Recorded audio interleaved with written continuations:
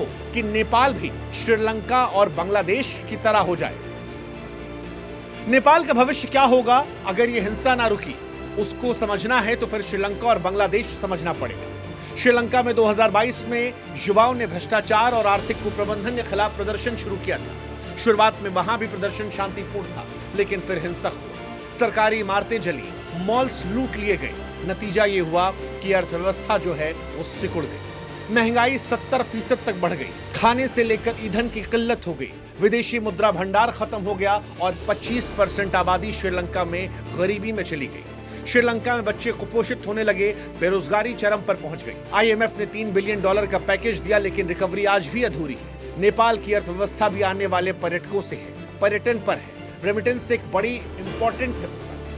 का important role है, लेकिन अगर पर्यटन ठप हुआ, निवेश रुक गया और GDP 3-4% गिरी, तो बेरोजगारी जो आज 12% है, जिसकी वजह से नेपाल में जेनजी ने प्रदर्शन किया था, वो बढ़कर 20 हो सकती है। गरीबी जो पहले से 20% आबादी को प्रभावित करती है, कहीं ऐसा ना हो वो दोगुनी हो जाए, और इसलिए जेनजी को समझना पड़ेगा। समझना बांग्लादेश से ही पड़ेगा, जहां पर जेनजी ने कोटा सिस्टम के खिलाफ प्रदर्शन किया था, भ्रष्टाचार और बेरोजगारी पर गुस्सा दिखाया था। लेकिन पुलिस के दमन के बाद जब हिंसा भड़की तो 1500 मौतें हुई थी, 2000 से अधिक घायल हुए थे। शेख हसीना भाग गई थी, लेकिन इसके बाद अर्थव्यवस्था भी लड़खड़ा। वहां अल्पसंख्यक डरे हैं, निवेश ठप है, बेरोजगारी बढ़ी है। अगर नेपाल भी इसे रोक नहीं पाया, ये हिंसा जारी रही, तो फिर राजतंत्र की मांग बढ़ेगी, स्थिरता नहीं आएगी, विदेशी हस्तक्षेप बढ़ेगा, और इन सब के बीच में कोई पिसेगा तो वो सिर्फ नेपाल की जनता। और ये सब कुछ हम अपने मन से नहीं कह रहे हैं, ये सब कुछ उस लूटपाट की तस्वीरों को देखकर कह रहे हैं, जिन्हें देखकर समझ नहीं आ रहा कि वो गुस्सा है या फिर लालच। क्योंकि काठमांडू के मॉल्स और शॉपिंग कॉम्प्लेक्स में लोग बिना डर के घुस रहे हैं। एक वीडियो में देखा गया, लोग फ्रिज उठाकर भाग रहे थे, शराब की दुकानों को खाली कर दिया गया। प्रदर्शनकारी कह रहे हैं कि हमें जो चाहिए वो ले लिया, सरकार ने कुछ नहीं दिया। लेकिन सवाल ये है कि क्या ये भ्रष्टाचार के खिलाफ लड़ाई है या फिर लालच का नंगा नाच।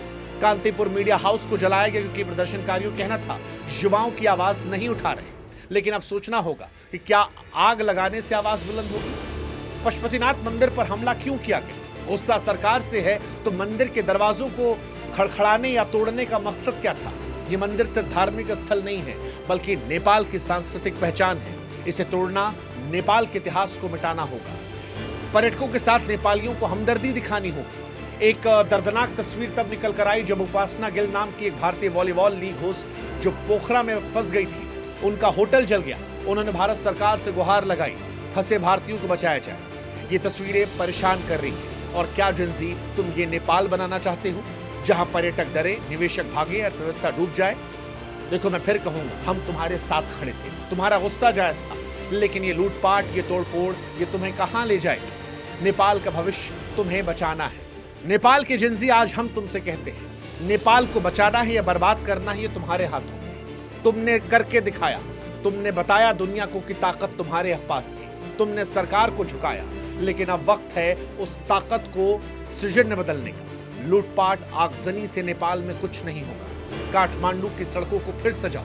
कुछ निकले हैं जो सुबह आज कूड़ा कचरा साफ कर रहे थे, लेकिन बड़ी संख्या में अभी भी अराजकता फैला रहे हैं। वो जो कैदियों को छुड़ा कर रिहा कर रहे हैं, उनसे संभलना होगा। संसद को फिर से बनाओ, पशुपतिनाथ की आस्था को बरकरार रखो। तुम्हारा गुस्सा तब सही था, लेकिन अब उसे रचनात्मक बनाओ। गुस्सा अगर सही दिशा में लगाया जाए तो वो देश का विकास कर सकता है। शांति से बात करो, समाधान ढूंढो। नेपाल को बुद्ध की शांति, हिमालय की सुंदरता और तुम्हारे जोश की जरूरत है। ये देश तुम्हारा है, यहीं रहना है। इसे जलाने की जगह इसे संवारो, इसे बचाओ, इसे जागने दो। सेव नेपाल।